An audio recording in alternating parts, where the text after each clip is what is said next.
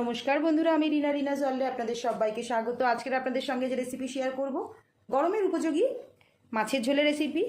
অল্প সময়ের মধ্যে গরমের সবজি দিয়ে এই দারুণ স্বাদের মাছের ঝোলের রেসিপি করে নিতে পারবেন। বাটা মশলায় দারুণ সুস্বাদু মাছের ঝোলের রেসিপি। আশা রাখছি ভিডিওটা দেখে আপনাদের ভালো লাগবে। ভিডিওটা দেখে ভালো লেগে থাকলে লাইক, কমেন্ট, শেয়ার করতে ভুলবেন না। নতুন বন্ধুদের সাবস্ক্রাইব করার জন্য অনুরোধ রইল। পুরাতন বন্ধুদের অনেক ধন্যবাদ পাশে থাকার জন্য। মাছের ঝোলটা বানানোর জন্য আমি এখানে কাতলা মাছ নিয়ে নিয়েছি 5 পিস। নিজের পছন্দ মতো মাছের পিসগুলো কেটে নিতে হবে। প্রথমে মাছটাকে নুন আর হলুদ মাখিয়ে নেব। দিয়ে দেবো 1 টিস্পুন নুন আর হাফ টিস্পুন হলুদ।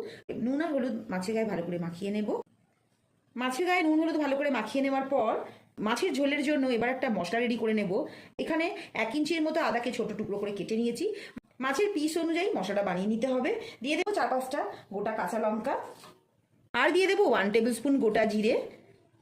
কাঁচা লঙ্কার পরিমাণটা নিজেদের ঝাল যেরকম খেতে পছন্দ করেন সেই হিসাবে নিতে হবে। আদা গোটা জিরের মাছ কতগুলো বানাতে চাইছেন সেই হিসাবে মশলাটা বানিয়ে নিতে হবে। এবার আদা কাঁচা লঙ্কা গোটা জিরের একটা পেস্ট বানিয়ে নেব। মাছটা ভাজার জন্য এবার একটা কড়াই ভালো করে গরম করে নিয়েছি। দিয়ে দেবো 3 টেবিল স্পুন রিফাইন্ড অয়েল বা সাদা তেল। সাদা তেলের পরিবর্তে কেউ সর্ষের তেল দিয়েও করতে পারেন। আমি এখানে সাদা তেল দিয়ে করছি। তেলটা ভালো করে গরম করে নেব। তেলটা ভালো করে গরম হয়ে যাওয়ার পর মাছগুলো ভেজে নেব।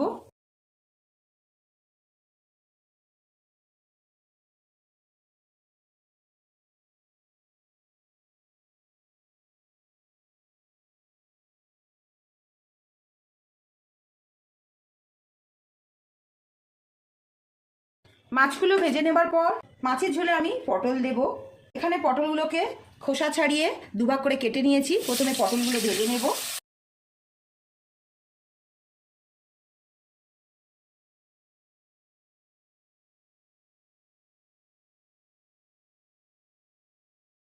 পটলগুলো ভাজা হয়ে গেছে, তুলে নেব। পটলগুলো ভেজে তুলে নেওয়ার পর দিয়ে দেবো 1/4 টিস্পুন 5 ফোড়ন। ফোড়নটা একটু গরম হয়ে যাওয়ার পর দিয়ে দেবো একটা পেঁয়াজ সাইজ করে কেটে দিয়েছি।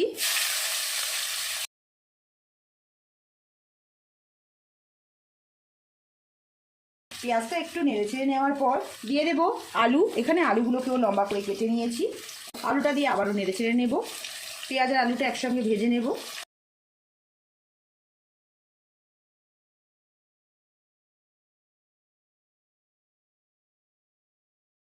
পেঁয়াজ আর আলু একসঙ্গে ভেজে নেওয়ার পর দিয়ে দেবো আদা গোটা জিরে আর কাঁচা লঙ্কার পেস্টটা। মশলাটা দিয়ে ভালো করে নেড়েচেড়ে নেব। মশলা ভালো করে কষিয়ে নেব।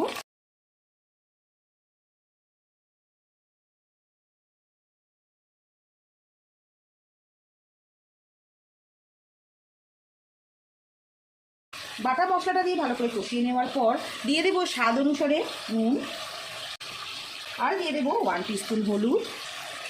দিয়ে আবারও মশলাটা ভালো করে কষিয়ে নেব।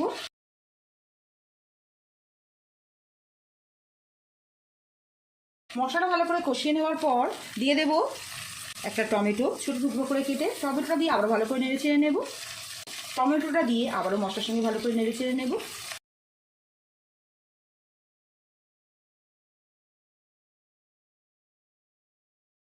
টমেটোটা দিয়ে ভালো করে নেড়েচেড়ে নেওয়ার পরে মশলা ধোয়া জল দিয়ে দেবো 1 কাপের মতো।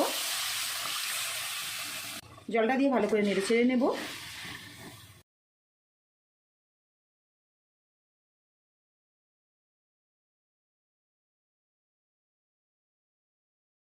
জলটা দেওয়ার পর একটু ফুটে উঠলে দিয়ে দেবো আরও 1 কাপ গরম জল। আলু পটল আর মাছটা সুসেদ্ধ হওয়ার জন্য পরিমাণ মতো জল দিতে হবে। যতটা ঝোল খেতে পছন্দ করবেন সেই হিসাবে জলটা নিতে হবে। জলটা দেওয়ার পর নেড়েচেড়ে নেব। যতটা ঝোল খেতে পছন্দ করবেন সেই হিসাবে জলটা নিতে হবে। এবার হাই ফ্লেমে রেখে ঝোলটা ফুটতে দেব। হাই ফ্লেমে রেখে ঝোলটা ফুটিয়ে নিয়েছি। আলুটা অনেকটাই কুক হয়ে গেছে। এই সময় দিয়ে দেব ভেজে রাখা মাছ আর পটলগুলো।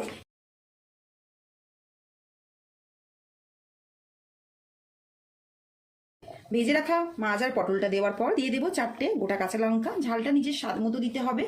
এবার গ্যাসের ফ্লেমটা মিডিয়ামে রেখে একটা ঢাকা দিয়ে রাখবো 5 মিনিট। মাছ আলু পটল সুসেদ্ধ হওয়ার জন্য। তারপর সার্ভ করার জন্য রেডি হয়ে যাবে। গরমের দিনে বাটা মশলায় মাছের ঝোল। এবার ফ্লেমটা মিডিয়ামে রেখে একটা ঢাকা দিয়ে রাখবো সব কিছু সুসেদ্ধ হওয়ার জন্য। যেরকম ঝোল খেতে পছন্দ করবেন সেই হিসাবে রেখে নামিয়ে নিতে হবে।